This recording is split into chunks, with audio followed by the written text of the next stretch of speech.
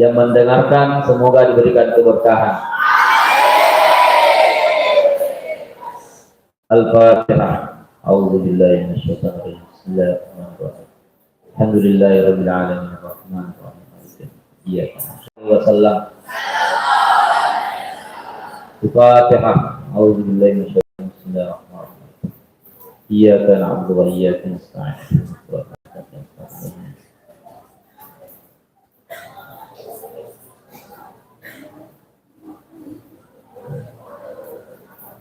Kita berharap selama proses pengajian berlangsung tidak ada yang bermain ya. Nah, saya lihat banyak di belakang yang berkumpul-kumpul ini ada main kertas apa itu? Main SOS. Kenapa ada pengajian main SOS? Ya, tidak ada lagi. Tidak ada yang tebak-tebakan. Yang ditulis itu apa yang kalian dengarkan. Sepakat? Ya, semoga yang mendengarkan dan dia tertib bisa diberikan pemahaman. Bismillahirrahmanirrahim. Assalamualaikum warahmatullahi wabarakatuh. Alhamdulillahirabbil alamin wa bihi nasta'in ala umur dunya waddin. Asyhadu an la ilaha illallah wa asyhadu anna Muhammadan abduhu wa rasuluh la nabiyya ba'da. Allahumma salli wa sallim ala nabiyyina Muhammad wa ala alihi wa sahbihi ajma'in, amma ba'du. Pada kesempatan kali ini seperti biasa, karena yang seharusnya membawa materi ta'lim adalah Ustazuna, guru kita, Direktur Prof. Amri, yang belum sempat menghadiri kesempatan kali ini, makanya digantikan. Dan malam ini kita mau murojaah, mengulang-ulang apa yang sudah kalian dapatkan pekan lalu.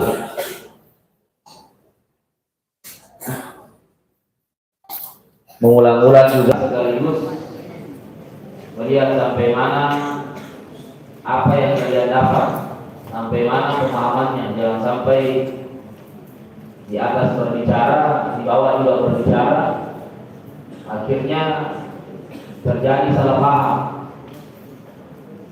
Sering sekali terjadi seperti itu. Mungkin kelas 3 saya sudah pernah ceritakan kejadian salah paham dalam sebuah pengajian.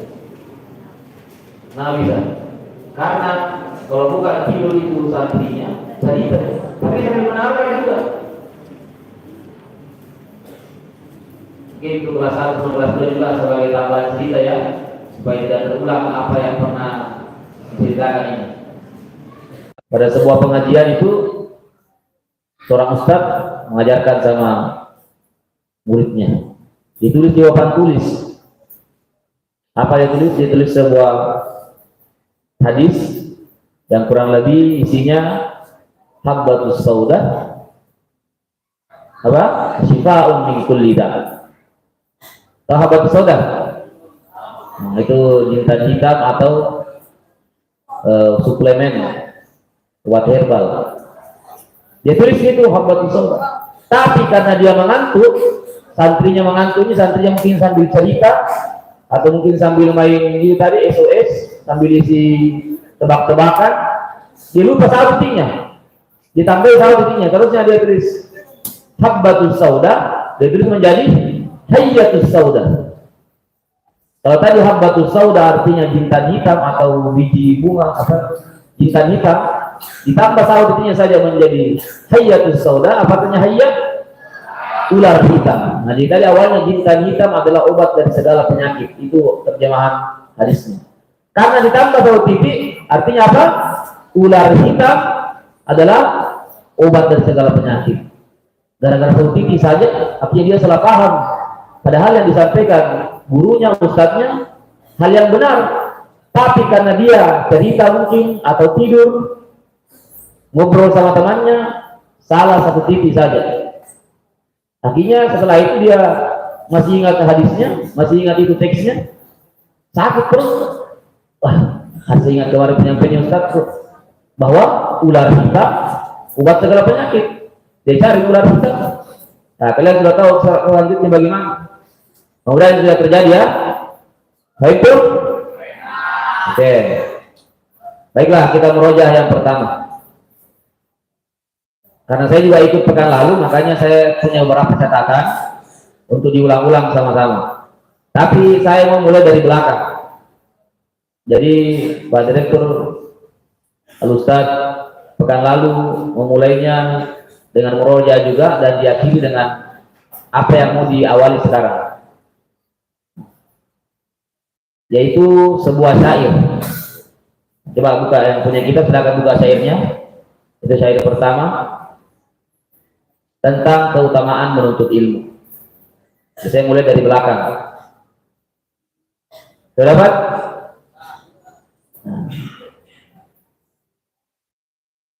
Buka yang punya kitabnya, buka lihat syairnya. Kita baca sama-sama dulu syairnya. Ikuti saya ya. Ta'allam fa innal ilma. Nah, semuanya. Ta'allam fa innal ilma zayyinun li ahli wa fadlun wa unwanun li kulli mahamid wa kun mustafidan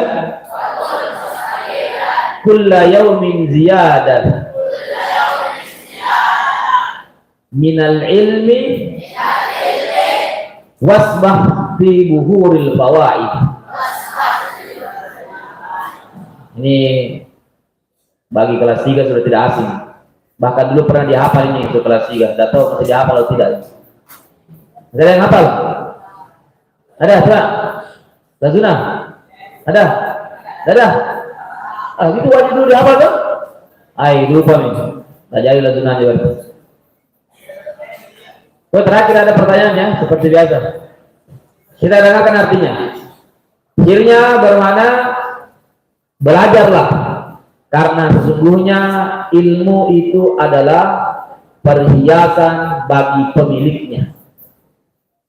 Dan lagi, ta'allam artinya belajarlah, fa innal ilma, karena sesungguhnya ilmu zainun li ahlihi adalah perhiasan bagi pemiliknya.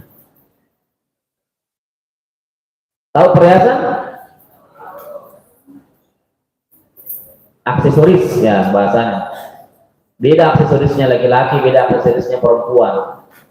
Ada yang itu kalau laki-laki dipakai aksesoris tertentu dia jadi tambah gagah.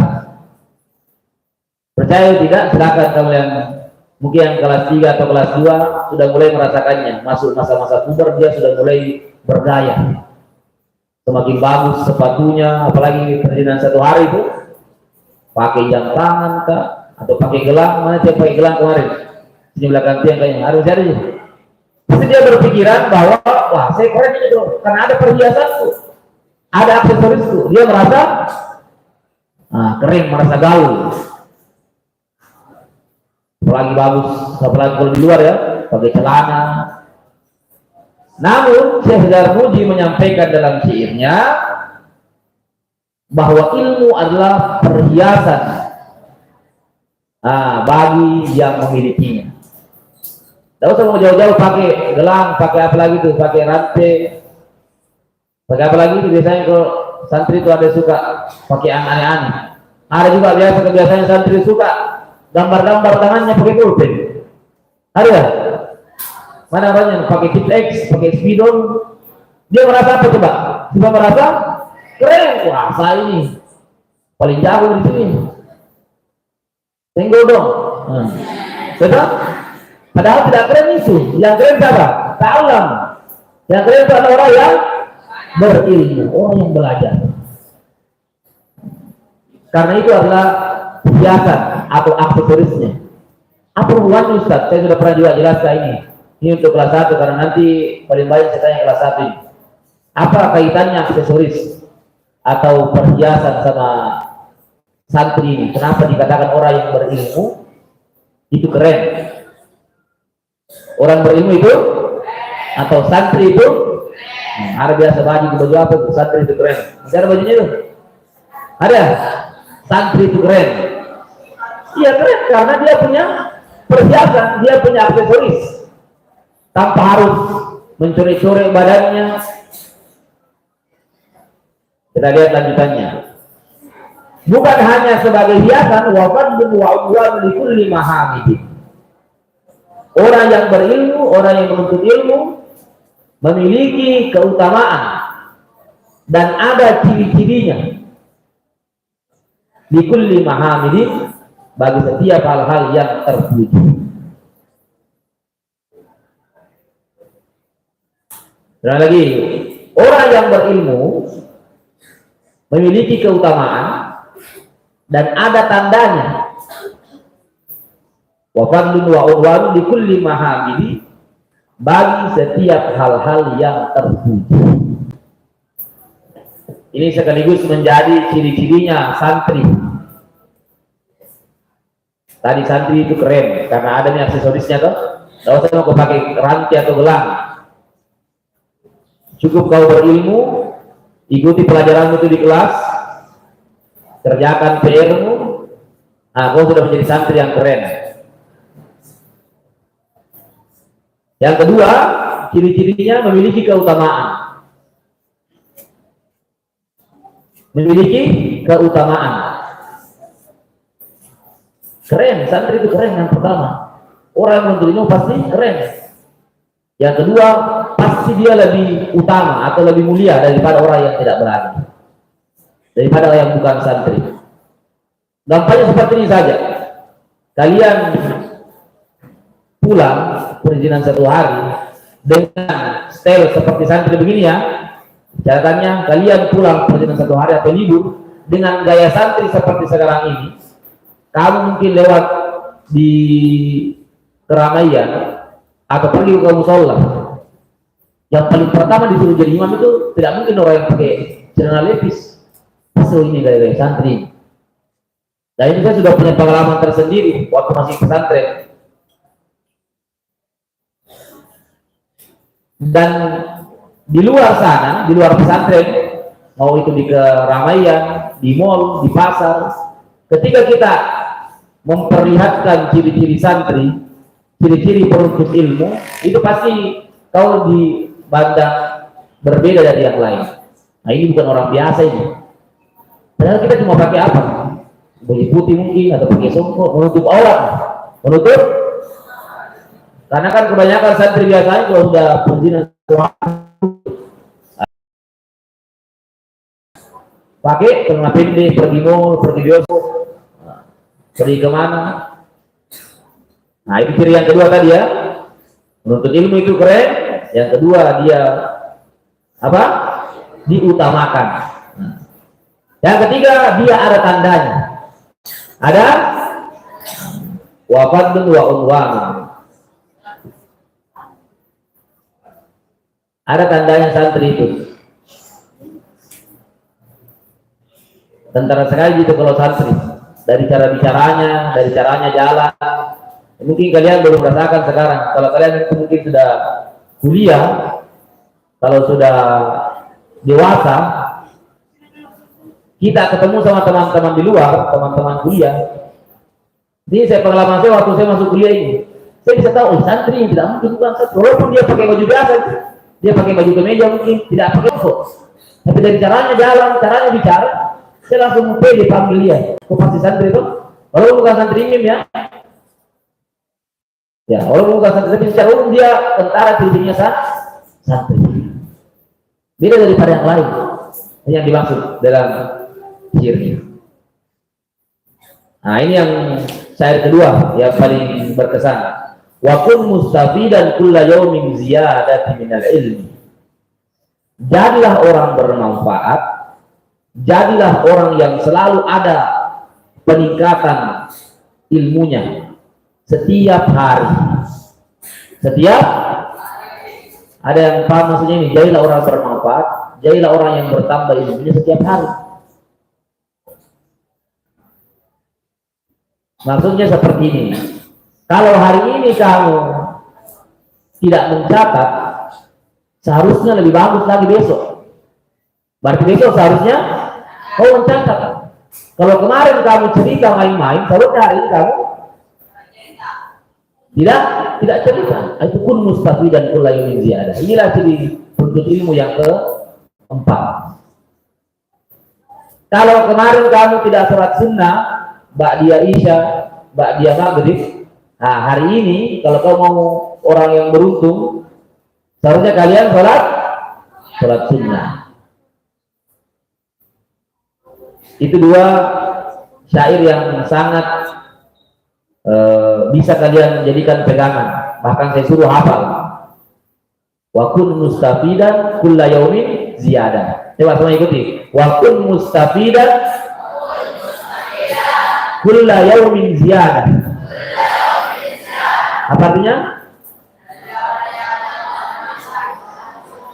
Nah, jadilah orang bermanfaat yang setiap hari ada penambahan. Ada saja yang bertambah. Apakah itu bertambah ilmunya? Bukan bertambah pelanggarannya ya. Kemarin kabur, sekarang apa aja? Wah itu terbalik ya. Tuh, kemarin dia sholat sunnah qobliyah subuh, sekarang dia sholat tahajud.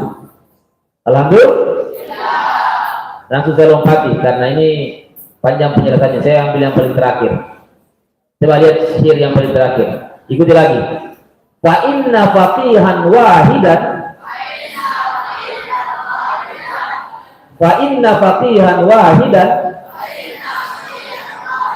mutawarri'an asyaddu 'ala syaitan min alfi abi. Lagi. Fa inna faqihan wahidan mutawarri'an asyaddu 'ala syaitani min alfi abidi. Nah ini juga saya kasih tanda, kalian bisa jadikan pedoman keistimewaannya seorang penuntut ilmu. Dikatakan karena sesungguhnya orang yang paham ilmu, satu orang yang paham ilmu, atau bahasa gampangnya satu orang santri yang menuntut ilmu sungguh-sungguh ya. Nah kalian sudah tahu pasti lanjutannya. Asyaddu 'ala syaitan. Kalau bahasa terjemahan letterleknya itu lebih berat daripada setan, atau setan takut sama satu santri, satu penuntut ilmu, daripada asyaddu 'ala syaitan min alfi abid, daripada 1000 ahli ibadah. Nah ini kita mau jelaskan kembali lagi. Kita lihat dulu. Nah, kelas 1 sudah banyak yang goyang ini. Kelas 2 aman, kelas 2. Ada yang tidur?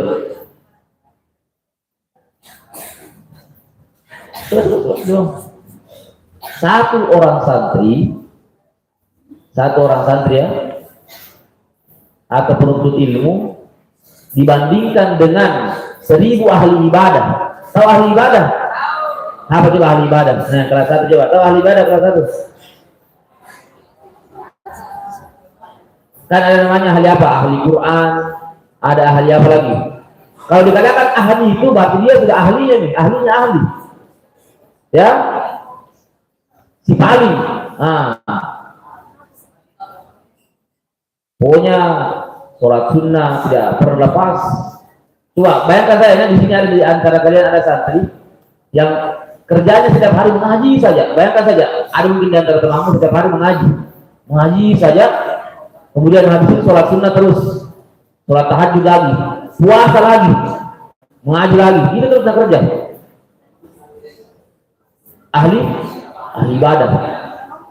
Itu dikali 1000 kali, dikali 1000 orang yang seperti itu, setan lebih memilih untuk mengganggu 1000 ahli ibadah daripada mengganggu satu penuntut. Kenapa kira-kira? Apa? Nah, kelas 3 sudah tahu. Kelas 2 coba, kenapa kira-kira? Kenapa setan lebih takut sama santri atau penuntut ilmu daripada ahli ibadah? Ada yang tahu kelas 2? Apa? Karena ada ilmunya, lebih tinggi ilmunya. Begini saya kasih gambarannya. Itu kan setan tugasnya cuma satu. Tapi bilang setannya, dimanapun berada, setan yang ada di masjid, setan yang ada di asrama, sama semua. Tugasnya satu. Bagaimana membuat santri, bagaimana membuat manusia tidak ingat sama Allah atau menjauh dari Allah. Bahkan walaupun dalam masjid. Ketika ada orang beribadah tanpa dilandasi dengan ilmu, contoh kalian beribadah, mungkin kalian santri tapi kalian tidak tahu ilmunya, apa yang kalian lakukan. Apa kemarin itu contohnya, ada yang sholat sujud sahwi, atau ada temannya salah bacanya, salah caranya baca. Santri yang tidak tahu ikut-ikutan saja. Teriak saya, Allah Akbar. Dia tidak tahu. Ketika ada orang yang beribadah, setan lebih tertarik untuk menggoda ahli ibadah. Kenapa? Karena ahli ibadah gampang ditipu, gampang digoda. Karena tidak ada tadi ilmunya. Oh, dia lupa, ternyata kalau kita tidur, dia tidak tahu. Oh, ternyata orang kalau tidur itu batal wudunya. Dia pergi sholat saja. Oh, sholatnya sudah baik sekali sholatnya. Nah, tidak dapat pahala, tidak bernilai ibadah. Beda halnya sama santri tadi atau penuntut ilmu tadi. Walaupun dia kelihatannya tidak beribadah, kelihatannya dia tidur malah, tapi dalam hatinya, dalam otaknya dia ada ilmu. Setan jangan kasih bangun gitu. Karena kapan-kapan dia bergerak, kapan-kapan dia dikasih bangun, pasti semua yang keluar dari mulutnya pasti keluar ilmu, keluar sesuatu yang membuat setan ketakutan. Gambarnya seperti ini, ada setan tengah-tengah tuh, ini setan. Nah, ada dua pilihan, ada satu santri atau penuntut ilmu tidur seperti ini tidur. Nah, tidur. Ada juga satu ahli ibadah lagi sholat, khusus sekali, merdu wajibnya. Kira-kira yang mana mau mengganggu setan? Bagaimana caranya mengganggu ahli ibadah orang yang sholat? Gimana caranya? Gampang caranya mengganggu orang yang sholat. Kalian biasa lakukan kan? Ada cerita, detik-detik telinganya, apalagi injak kakinya. Tapi setan tidak mau mendekati ahli ilmu tadi. Yang lalu harus bangun. Kapan-kapan dia bangun, kalau ini bangun, ini santri tadi bangun, ini ahli ilmu tadi bangun, dia bangun kemudian dia menyampaikan ilmunya kepada si ahli ibadah, bubar semua. Otomatis si ahli ilmu akan mengajarkan ahli ibadah, salah cara sholat, keliru cara sholat, tidak begitu caranya, artinya kau tidak khusyuk, dan seterusnya. Makanya setan lebih takut daripada setan lebih takut kepada santri daripada ahli ibadah. Wa inna faqihan wahidan mutawarriyan ikuti. Wa inna faqihan wahidan mutawarriyan asyaddu ala syaitani min alfi abidi. Artinya apa? Satu orang berilmu lebih ditakuti setan daripada 1000 ahli ibadah. Kalau ada kesempatan kita lanjut lagi dengan ceritanya Syekh Barseso. Masih ingat ceritanya Syekh Barseso yang memiliki santri 10.000. Santrinya menghafal Quran semua 30 juz, tapi mati dalam keadaan musyrik, kafir kepada Allah Subhanahu wa taala. Nah, ini penjelasannya daripada syairnya tadi. Itu bagian terakhir ya. Kita mundur lagi ke awal-awal yang disampaikan kemarin, bahwa ada dua macam ilmu. Ada dua macam ilmu. Ilmu apa yang pertama? Apa itu ilmu hal? Ilmu yang mendekatkan diri kepada Allah Subhanahu. Dalam pengertiannya sampai saat ini, apapun bentuk ilmunya, selama itu jelas, maukah itu ilmu duniawi atau mau ilmu akhirat, selama itu mendekatkan diri kepada Allah Subhanahu wa taala, itulah yang dikatakan ilmu hal. Ustaz, imamnya ada pelajaran dunia mendekatkan diri kepada Allah. Ada? Bagaimana caranya kita belajar matematika tambah dekat sama Allah? Hah? Matematika ini bukan baca doanya sebelum ini pelajaran matematika ini, tapi gara-gara belajar matematika dia tambah rajin beribadah. Mengerti keesaan Allah. Contoh yang paling gampang saja. Ketika kau mengetahui matematika, kau sudah bisa tahu mana besar, mana kecil, mana untung, mana rugi. Kau sampaikan dalam kehidupan sehari-hari. Dalam hadis Rasulullah SAW sampaikan kurang lebih artinya, barang siapa yang sholat berjamaah di masjid akan mendapatkan pahala berapa? 27 derajat daripada sholat sendirian di rumah mendapatkan satu pahala. Kalau orang yang jago matematika, pilih 1 atau 27? Pilih 1000 atau 27.000? Nah, kalau orang jago matematika, kalau dia bisa matematika, dia tahu angkanya, nilainya lebih besar, 27.000. Tapi kalau ada orang tidak belajar matematika, dikasih 2 pilihan, dikasih uang 1010 lembar, banyak ini 10 lembar, atau uang 100.000 1 lembar. Karena dia tidak belajar matematika, apa sih dia pilih yang 10 lembar, banyak jumlahnya. Banyak. Kenapa? Karena tidak punya ilmunya, tidak belajar. Makanya sebagai seorang santri, belajar matematika, belajar apapun itu bisa mendekatkan diri kepada Allah Subhanahu wa taala. Itu ilmu hal. Yang kedua, apa lagi kemarin disampaikan? Bertanyalah seorang muridnya Syekh Zarnuji, kenapa kamu tidak membuat sebuah kitab tentang jual beli? Dan katanya Syekh Zarnuji, tanaftu, saya sudah bikin kitabnya, tapi berhubungan tentang jual beli. Adapun yang dimaksud di situ adalah kitaban fi zuhdi, yakni ilmu zuhud. Apa itu ilmu zuhud?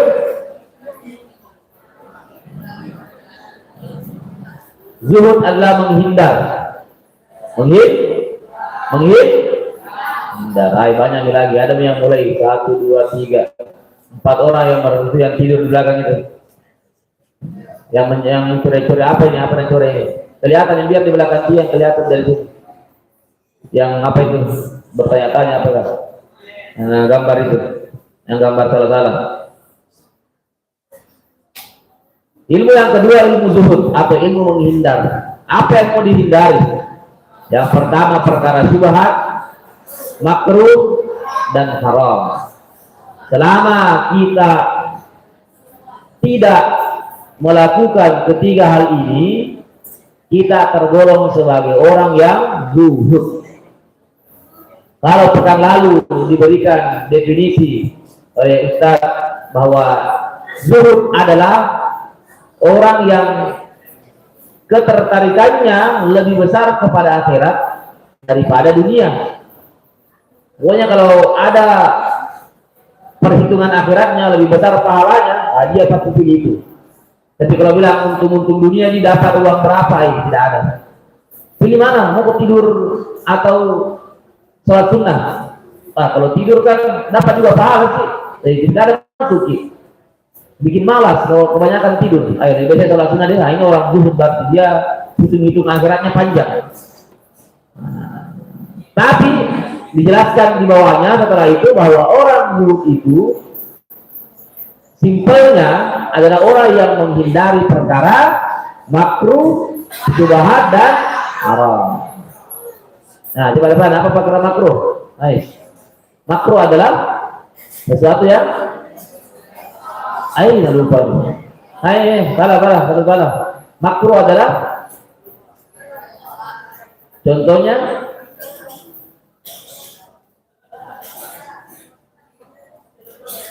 ini belakangnya apa? Kenapa ini belakangnya? Kenapa ini? Nah, apa itu syubhat betul? Ngarep sini gimana sini supaya dia juga cerita. Nah, ngarep sini gimana nulis? Nah, ngarep kiblat. Apa itu syubhat? Nah, jelas syubhat. Tidak jelas antara contohnya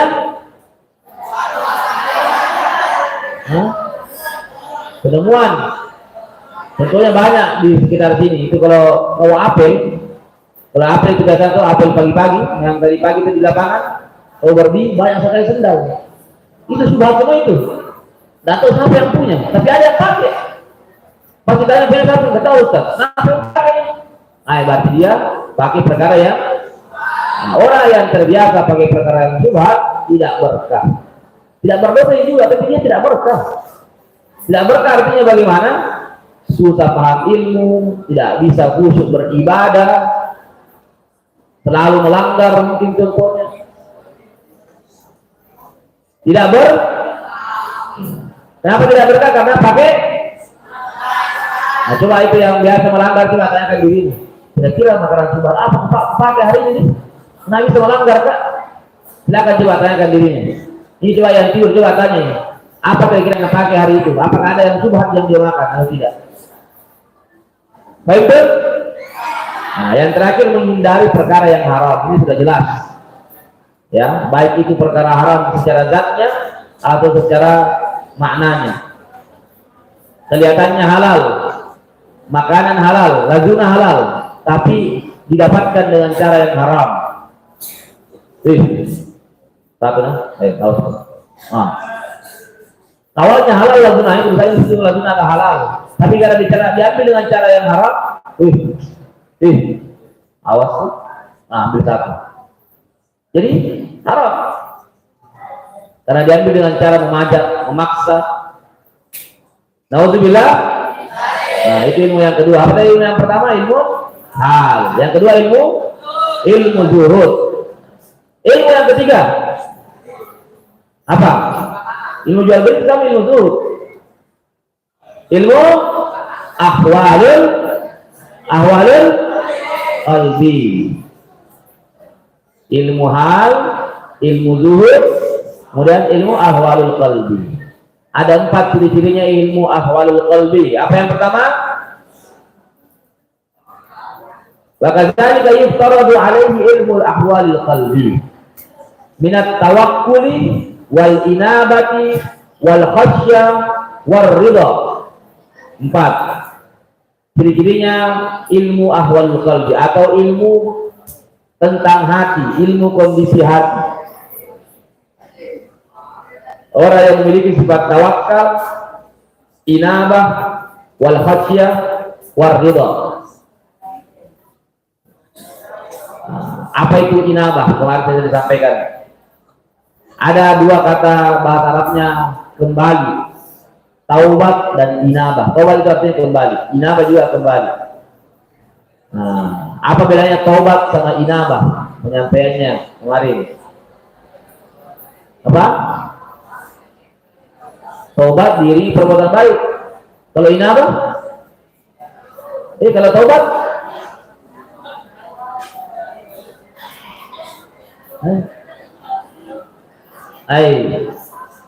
Jangan sampai salah catat, salah tulis.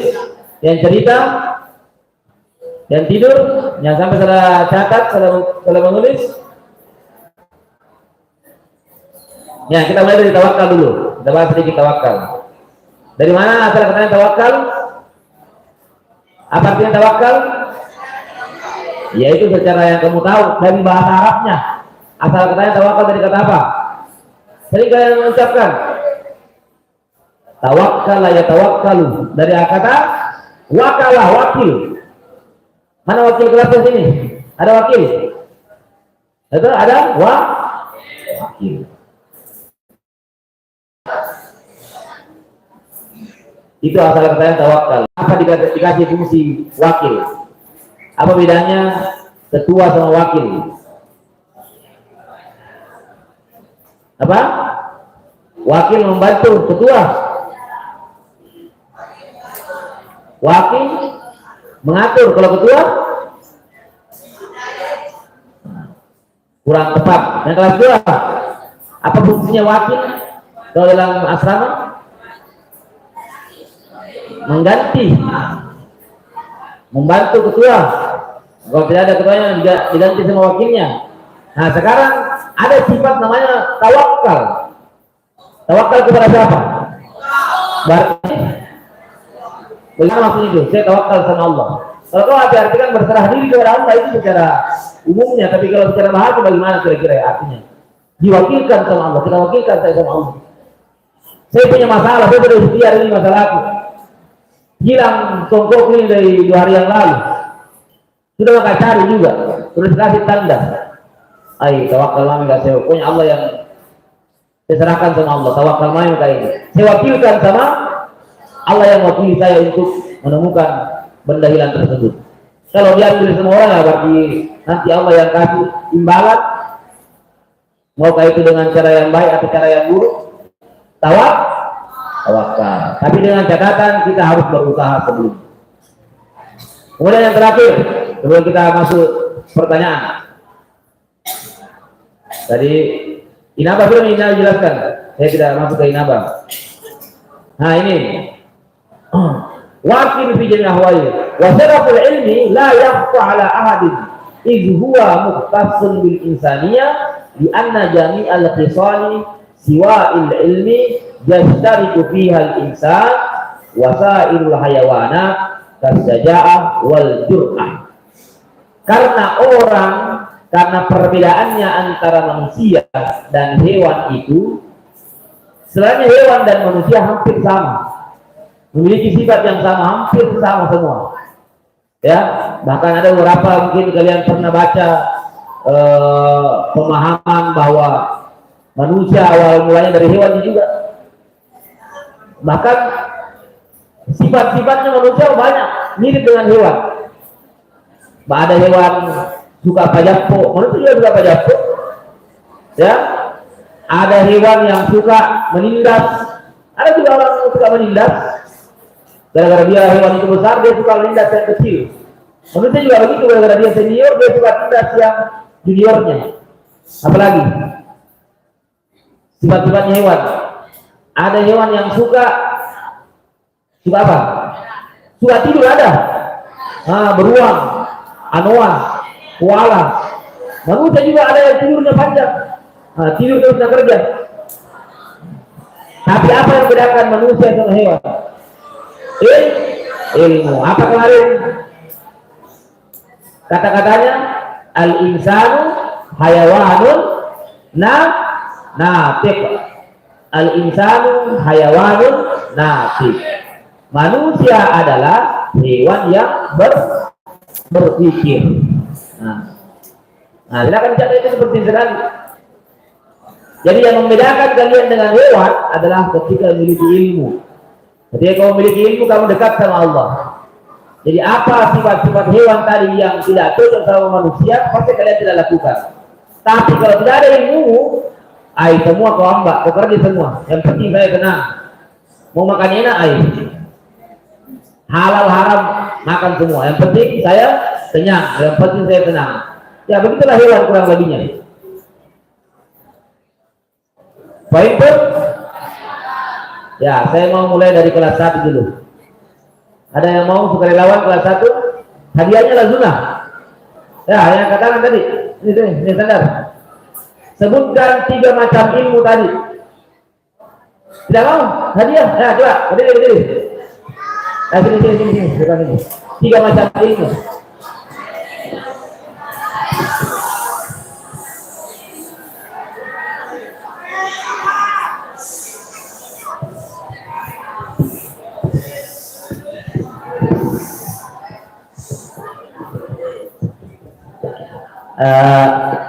Menurut penjelasan Ustaz, tadi ada 3 ilmu yang dibicarakan.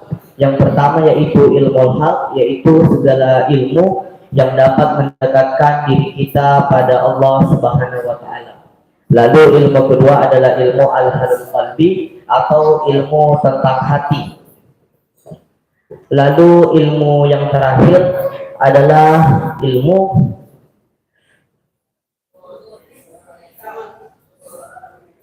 adalah ilmu zuhud, yaitu ilmu yang mempelajari tentang cara-cara menghindari perkara-perkara haram, menghindari perkara-perkara halal, perkara-perkara haram, makruh serta zubahat. Zubahat sendiri adalah sebuah perkara yang tidak jelas halal atau haramnya. Masya Allah. Ya, itu kelas 2. Nanti pelajarannya ambil malam Jumat. Malam Jumat ada pelajarannya. Untuk kelas 2, siapa yang lain? Main semoga? Main semua? Ilham? Ilham.